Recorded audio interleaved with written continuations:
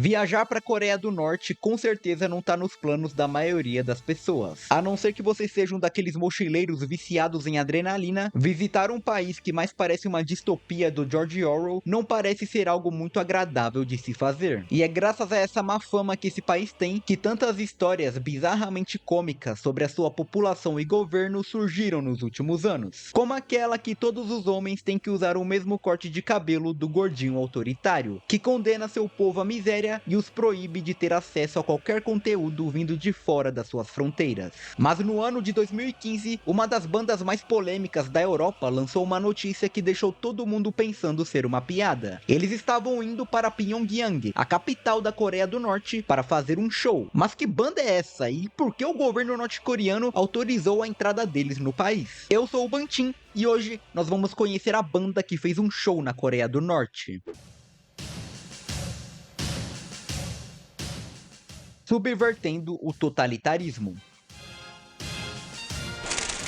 O século XX foi marcado pela ascensão dos regimes mais cruéis e autoritários da história da humanidade, que deixaram um rastro de destruição e um trauma geracional por toda a Europa. E foi na finada Iugoslávia que surgiu uma banda com o propósito de transformar esse trauma em provocação e zombaria. Fundada oficialmente no dia 1º de junho de 1980, Laibach é uma banda de música de vanguarda e industrial que já deixou seu teor político explícito desde o início ao usar iconografias do realismo socialista em suas primeiras imagens de divulgação. Mas eles não pararam por aí, e mais à frente vieram a incorporar uma estética militarista com elementos do futurismo italiano e daquela ideologia do bigodinho austríaco. Além de que o nome da banda é o nome alemão da capital eslovênia, que eu não sei falar o nome, vai estar escrito aí, usado durante a ocupação alemã da Iugoslávia, o que deixou todo mundo com uma pulga atrás da orelha sobre o porquê aqueles caras pareciam glorificar ideologias que só trouxeram sofrimento para aquela região. Mas nem tudo é o que parece, e apesar dos visuais chocantes e da música pesada, a intenção desses caras era o oposto da glorificação, porque o Laibach é uma grande sátira ao totalitarismo. Se o Monty Python tivesse criado uma banda para tirar sarro de ditaduras, essa banda seria o Laibach. Só que mesmo não sendo uma banda de apologia, eles já tiveram diversos shows terminando com a intervenção de autoridades locais, foram proibidos de tocar na Iugoslávia quando aquele país existia, e foram cancelados na Europa inteira antes mesmo de existir cancelamento, porque todo mundo achava que eles eram fascistas ou bigodistas. Mas como essa banda maluca que você provavelmente nunca ouviu falar foi parar na Coreia do Norte? North Korea, Earth's Florida.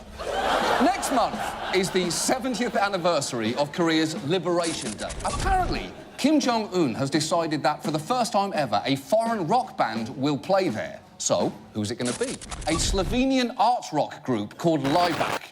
Laibach is a terrible rock group. In its music videos, uses this band basically jokes and laughs about what they call dictatorships around the world, and their music is terrible. If Laibach did visit the DPRK, they would carry out a provocation and harm its socialist system. So, without trust, without confidence, we cannot invite you here.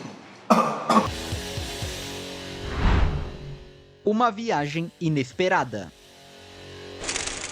Se focarmos na questão do visual e como as performances ao vivo deles sempre tem aquele tom marcial de uma ditadura bem aos moldes de 1984, até que dá pra imaginar o porquê as autoridades norte-coreanas se sentiram atraídas pela banda a ponto de permitirem que eles fossem fazer uma apresentação no país. Só que o principal responsável por ter convencido o governo norte-coreano a receber a banda foi o diretor norueguês Morten Travik, que já tinha trabalhado em projetos culturais na Coreia do Norte e mantinha contato direto com o Ministério da Cultura local. Então ele era um cara que já tinha conquistado bastante da confiança das autoridades da Coreia do Norte. E o plano dele era que a banda se apresentasse como parte da comemoração do 70º aniversário do Dia da Libertação da Coreia. E foi exatamente isso que ele conseguiu, porque nos dias 19 e 20 de agosto de 2015, a banda fez 2 apresentações no Conservatório Musical Kim Wong-gyun. Só que a gente tá falando de uma ditadura, né? Então é óbvio que a banda não ia ter toda a liberdade para fazer um show do jeito jeito que eles quisessem. Segundo algumas informações vazadas, o show não teve membros do governo como espectadores, mas muitas das músicas do setlist foram vetadas algumas horas antes da apresentação, e vídeos que apareceriam nas projeções do show também foram substituídos, já que a banda tem costume de colocar nos telões cenas de filmes adultos misturadas com propaganda fascista do século XX. E segundo os censores, tais coisas causariam um caos completo, o que mostra que eles sabiam que o Laibach poderia despertar um sentimento de protesto naqueles que assistiriam ao show. Toda a apresentação e passagem da banda pelo país foi registrada tanto pelo Morten Travik quanto pelo diretor letônio Hugues Alter, e essas filmagens foram compiladas e lançadas no ano de 2016 no documentário Liberation Day, onde vemos com detalhes toda a interação da banda com as autoridades norte-coreanas e as suas percepções sobre o país, além de toda a ansiedade e tensão que era fazer um show naquele lugar. Junto do documentário, a banda lançou o álbum The Sound of Music, que além de ter algumas canções folclóricas coreanas, serve também como uma releitura do musical A Noviça Rebelde, até porque as músicas que eles tocaram durante suas apresentações na Coreia do Norte vinham em sua maioria desse musical, e a razão disso é que A Noviça Rebelde é um filme muito popular naquele país, já que é um dos poucos filmes americanos autorizados a serem vistos pela população norte-coreana. Ainda assim, é muito interessante assistir a eles tocando essas músicas e observar as reações dos norte-coreanos, que muitas vezes falhavam em disfarçar suas empolgações em ver algo tão diferente do comum para eles,